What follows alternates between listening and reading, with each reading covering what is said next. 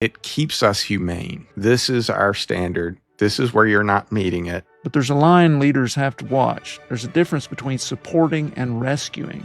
The leader should help the person succeed, but not carry the person's responsibilities indefinitely.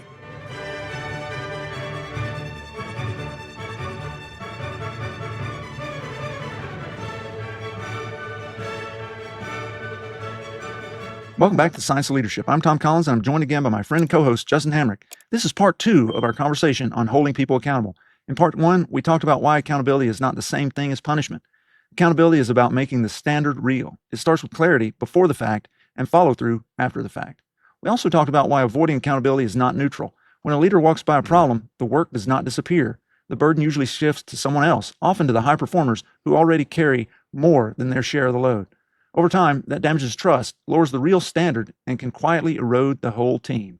So today, we'll pick up with the harder question. If most leaders know accountability matters, why do so many still avoid it? Why do capable, thoughtful, well-intentioned leaders see a problem, know it needs to be addressed, and still walk by it?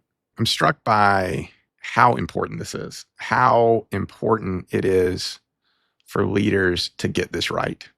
Not only if they do it, but how they do it. So why do so many leaders and organizations avoid these conversations? I think most leaders know, at least in theory, they have to deal with problems. And it's not like they don't recognize it. They'll see some work, something that's done that does not meet their standard. And by their standard, I mean the organization or the team's standard that you've set up, but they still don't want to deal with the problem. Why is that? I think we can name several reasons. Some leaders fear conflict. They feel tension in a relationship and want to get away from it as quickly as possible. Some leaders want to be liked. It's a major issue. They worry that holding somebody accountable will make them seem mean or unsupportive, so they avoid that. Some are afraid of hurting the person. That's especially common among leaders who genuinely care about their people, but they confuse discomfort with harm. I think some people lack the skill, how to actually go about holding somebody accountable. They've never learned how to be specific or direct and humane at the same time. And some, honestly, are worn down by organizational systems that make consequences difficult. If leaders have tried before and nothing happened, they may start to think, why does this matter? Why even bother?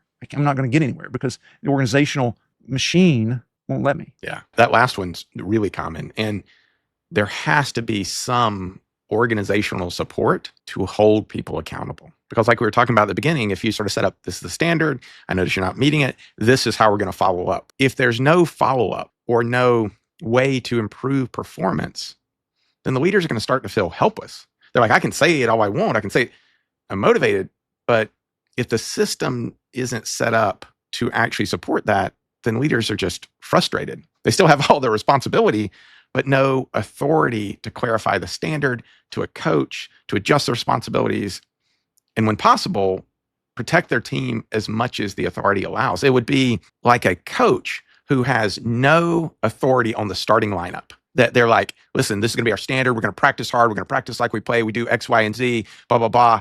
And they got a player that never shows up for practice, is disruptive in the locker room, and then somebody else sets the starting lineup and puts them on it every week. Like that coach will have no ability to set that standard that they want the team to allow.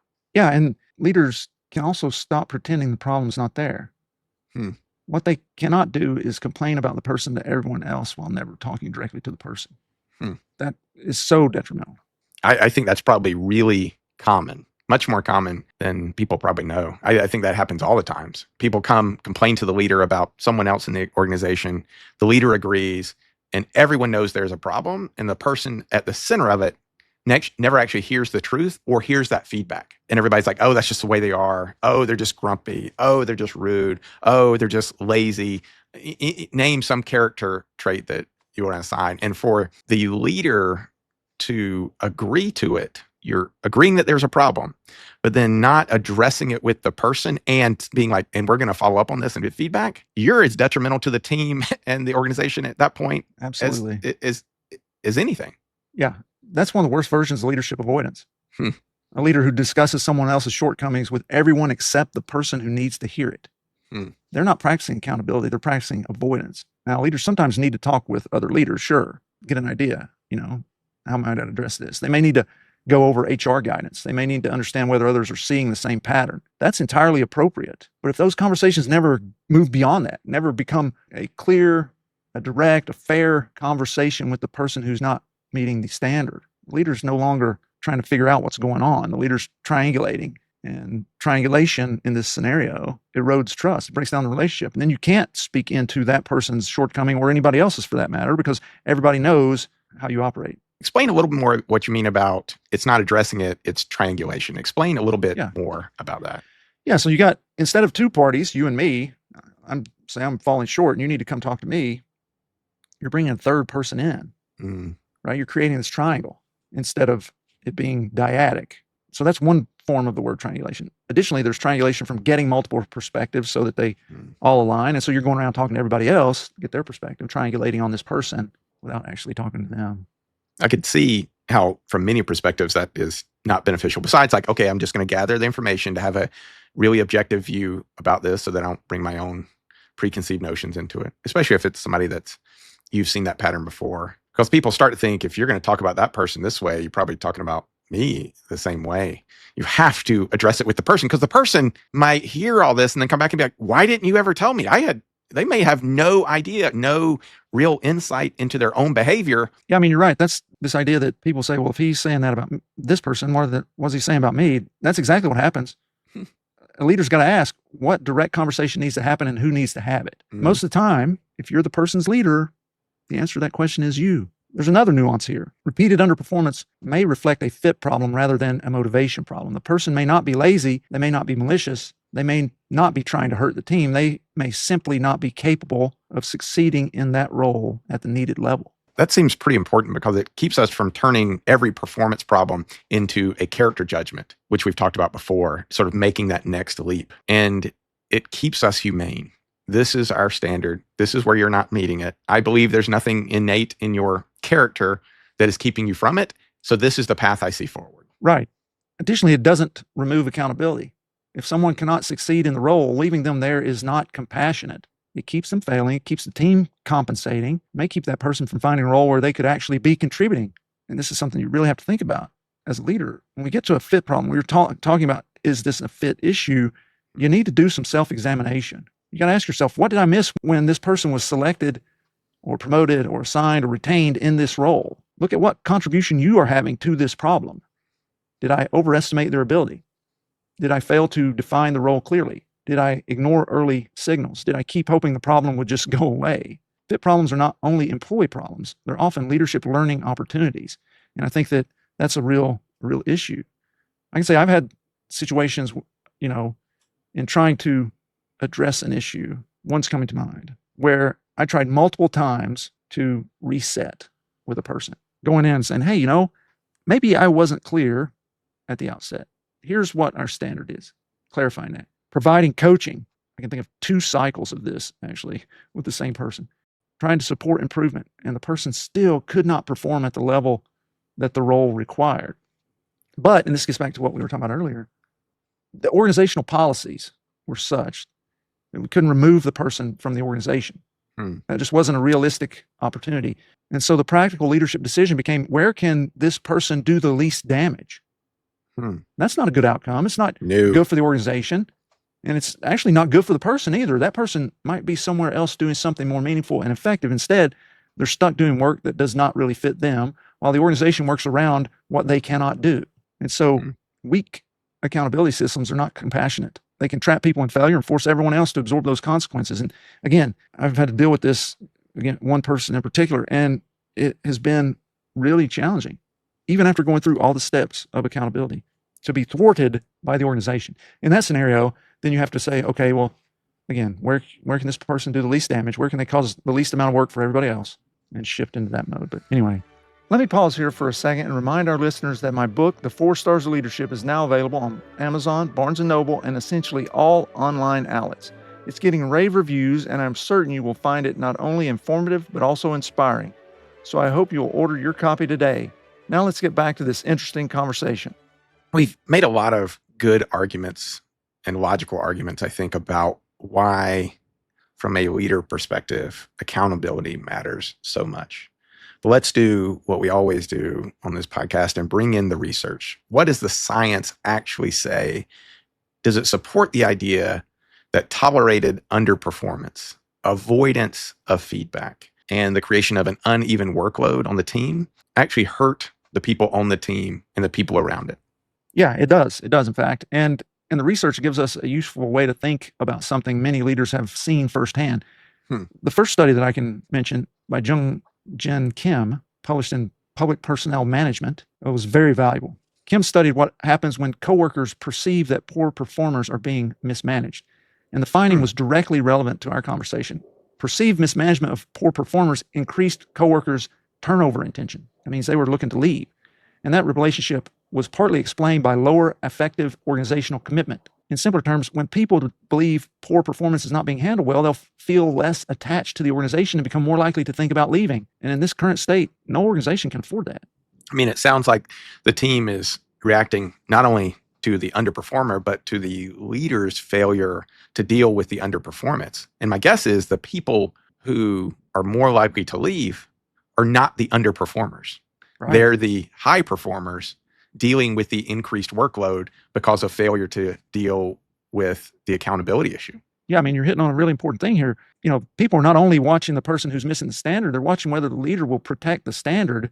And that's really important. A second study by Enigbidian and colleagues in the journal Helion looked at workload balance and job satisfaction. It found that employees' perceptions of workload balance influenced job satisfaction, and that comparison with their colleagues' workloads was part of how employees judge whether the workload felt balanced.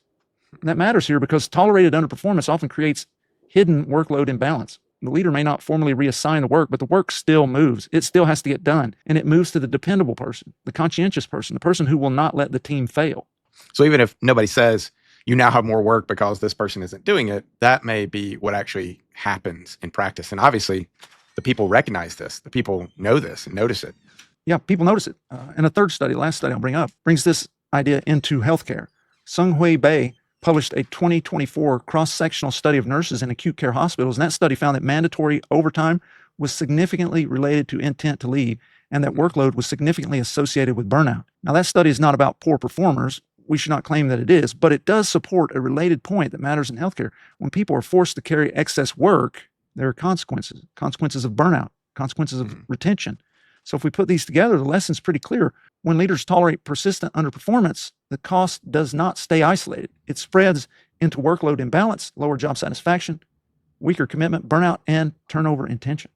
That makes accountability a team health issue. I mean, not only are you saying that you work harder, you're going to be rewarded with more work, but it also seems to suggest there's some resentment to being held to two different standards.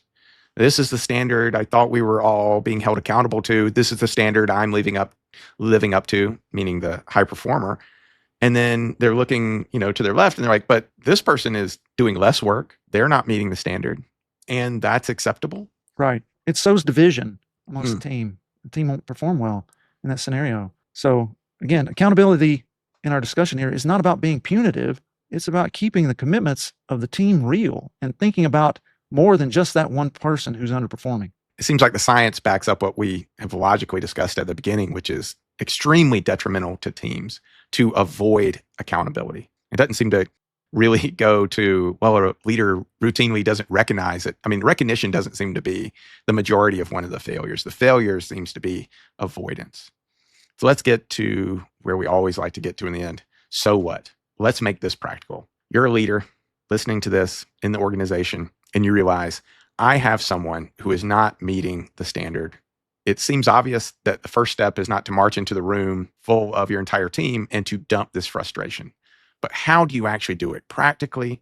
Are you sending a text message? Are you sending an email? Like, what are you doing? Like, how do you do this correctly? Because doing it incorrectly can be almost as detrimental as avoidance. Yeah, I think the first step, and I mentioned this a little bit earlier, is a self-check. The leader's got to stop and say, okay, I need to answer some questions here first. What standard was missed?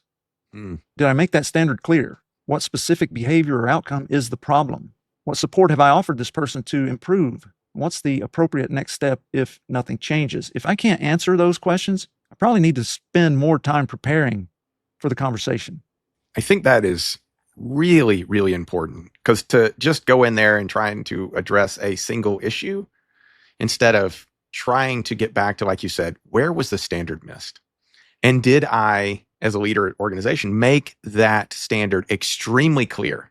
Or am I trying to impose an unwritten work ethic on someone? If you weren't clear about the standard, it's very difficult to hold someone to it. I can't expect my child to take out the trash every day if I didn't make it clear that that was one of their responsibilities.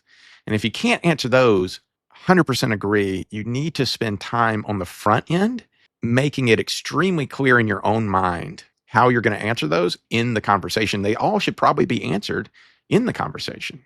Even if you haven't had to address it before, maybe the answer isn't, well, what have I done to help you? But how am I going to help you going forward? Yeah, absolutely. Those questions seem useful because it keeps the leader from being vague and relying on some character flaw. Like those 5 questions seem to clearly address an issue, whereas going to a character flaw of you're lazy, you're talking about being vague and not really addressing anything. Oh, or you're just lazy. Oh, you're just not a good worker. Oh, you know, any of those things really, how is the low performer, underperformer supposed to leave that? They're like, well, what am I supposed to do next? Like, what am I to address so that when we follow up, I actually know what I'm going to be measured against? Yeah. Vagueness is an enemy of accountability. When leaders are vague, they say things like, hey, you need to step up. You need to be more professional. You need to be a better team player. And that may be true, but that's not very clear. A person can't look at something and go, okay, this is exactly what I need to be doing. Somebody needs to know what is happening, what standard is being missed, why it matters, what they need to do to change, to improve. To prevent that vagueness, I can give you 5 steps for holding people accountable. Step number 1, clarify or reset the standard. Your first move should be clarification. If the standard was not clear, the leader has to own that. Conversation might sound like, hey, I realize I've not been as clear as I should have been about what success looks like here. Let me reset the expectation. Then make that expectation concrete. Going forward, I need this report completed by noon every Friday with the data checked before it comes to me. If there's a barrier, I need to know by Thursday afternoon, not after the deadline. That is accountability before the fact. That's making it clear. This is what is expected. That feels very different from coming in after the fact and saying, right, you're not doing what you need to. You keep disappointing me. Yeah. Like that sort of expectation of this is what I expect seems very clear. You didn't meet that. Yeah, it is. It's very different. It gives the person a fair chance to meet the expectation. Again, that does not apply the same way to clear ethical or professional violations. Step 2, address the gap early. Once the standard is clear, the leader has to follow up. If the gap appears again, address it early. The conversation might sound like this. I want to talk with you about this gap between what we agreed to and what's happening. My goal is not to punish you. My goal is to get clear about what is getting in the way and help you meet the standard. Then be specific. We agreed that the report would be completed by noon on Friday. The last 2 weeks, it came in late. In both cases, that delayed other people's work. Then you can ask, help me understand what is getting in the way. That question is really important because you're assuming you don't know everything that's going on. You don't know your blind spots. There may be something that's happening, some other thing that is impairing them to actually do it. And at least then you make them relook at it. Like, okay, why am I not meeting this? Is this an unreal standard that's set? Do I not believe in the standard? Do I not think it matters? You can really get some good input from the person getting the feedback of how they see the problem. And many times their proposed solution to it. Yeah, I would say often there's something the leader doesn't know. And accountability does not require the leader assume the worst. There may be a workload issue, a training issue, a resource issue, personal issue, a fit issue, but you'll not know if you avoid the conversation. And here's where timing matters. When you see a problem, again, address it. Do not wait until you are furious. Do not wait until the team is resentful. Do not wait until the pattern is entrenched. Never walk by a problem. Step 3, coach toward the standard. If the gap continues, the next move is coaching. That might sound like this. We're still not consistently meeting the expectation. Let's work through what would help you meet it. This is where the leader may offer training, a checklist, clearer workflow, more frequent check-ins, mentorship, or a change in how the work is organized. But there's a line leaders have to watch. There's a difference between supporting and rescuing. Support means I help you meet the standard. Rescuing means I absorb the consequences when you do not. Support is leadership. Rescuing, when it continues too long, becomes avoidance with extra steps. The work's got to go somewhere. And if you're absorbing it or you're putting Band-Aids over this, eventually it's becoming too much of a problem. So the leader should help the person succeed, but not carry the person's responsibilities indefinitely. That is not addressing the problem. Right. A leader owns clarity, support, fairness, and follow through, but the person still owns whether they meet the standard. If someone's given the standard, coached toward it, provided reasonable support, told the consequences, and still cannot or will not get it done, that's not on the leader. That's on the person. Step 4, name the consequence. At some point, if that gap persists, you got to name what happens next. It doesn't have to be cruel, but it does have to be clear. For example, if we cannot get this to the needed level, we will need to consider whether this is the right role or arrangement for you. Or if this pattern continues, I will need to change how this responsibility is assigned. Another option might be, if we do not see sustained improvement, we will need to move into a more formal performance process. The key is that the person should not be surprised later. Yeah. So it should be progressive, not avoidance, followed by an explosion. Like you said, you just avoid until you're resentful or furious, or you've heard so much about it or talked so much about it with other team members and not them, that you're sort of exploding to someone who never saw this coming. Yeah, progression. That's a good way to say it. Accountability should move from clarity to coaching to consequences to action. What happens too often is avoidance, resentment, explosion. That's just bad leadership. Finally, step 5, follow through. The final step of follow through. If you say there's going to be a consequence, this gets back to you talking about parenting earlier, and nothing happens, you teach the person and the team that the standard is not real. Follow through might mean changing responsibilities. It might mean formal performance management. It might mean reassignment. It might mean deciding that this role is not the right fit. A conversation at that stage might sound like this. Hey, look, we've worked on this together. We clarified the expectation, put support in place, followed up several times, but the gap remains. We need to make a change. That's hard. That's the thing that people are afraid of doing, I think, when they're avoiding. But sometimes it's the right thing to do. You really need organizational support for a lot of this. Like you've got to have the ability to do. Where does documentation fit into this? Because that can sound like you're building a case, but also you want to have very clear expectations. Yeah, you're right. Documentation can sound like you're building a case against somebody, but it doesn't have to be punitive. Good documentation protects clarity. After a serious accountability conversation, write down what was discussed and share that with the person. My approach is, we have the conversation, immediately write an email that contains, this was my perspective on our conversation. Here are the action items. Here are the, deadlines, et cetera, and you share that with them. You're documenting it, but you're documenting it in such a way that is designed to be helpful to that person. What was the standard that we clarified? What was the gap that we named? What support was offered? What did that person agree to? You said that you would do X. And when will you follow up? What happens if that gap persists? That protects both people from lying on memory later. And if the pattern continues, that documentation then helps show that the process was clear, fair, and progressive. So we've talked a little bit about how these conversations should go, but the team, to know you're addressing it, needs to have some knowledge of all this. But we don't want to condemn in public, not at a meeting of the whole thing, but how public should accountability be, knowing that the standard wasn't met? Because most of us have heard, you praise in public, but correct in private. But your team does need to know that you're protecting them.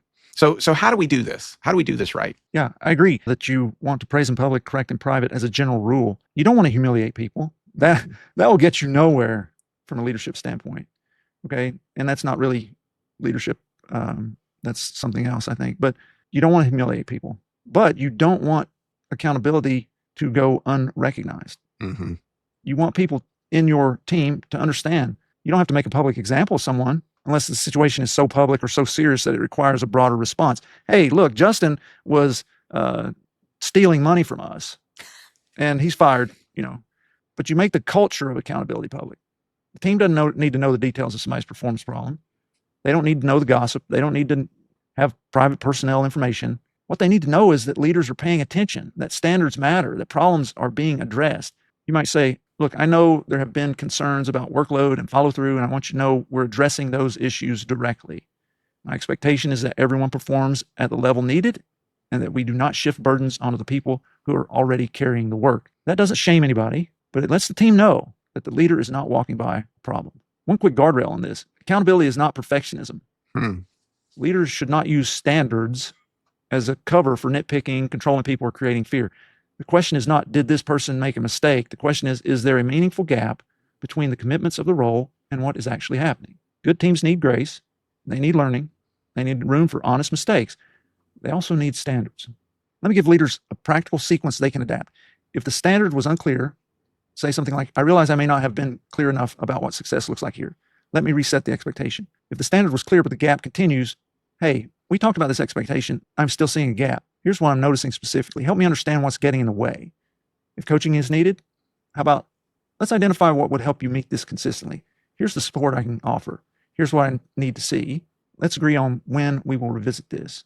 And then if consequences need to be named, if we cannot get this to the level that's needed, we'll need to look at other alternatives. That may include changing responsibilities, changing the role, or moving into a more formal process. And again, if that gap still remains, hey, look, we've worked on this, gap still remains. At this point, we need to make a change. The tone matters.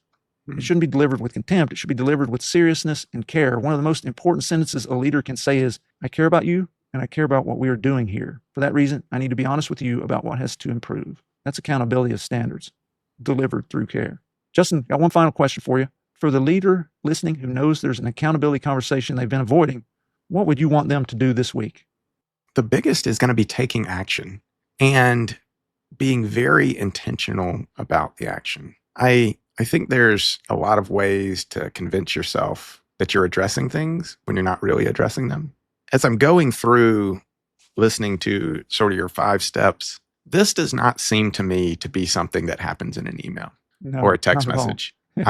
My guess is that this is an in-person, face-to-face, not on Zoom conversation. Right. Absolutely required in person.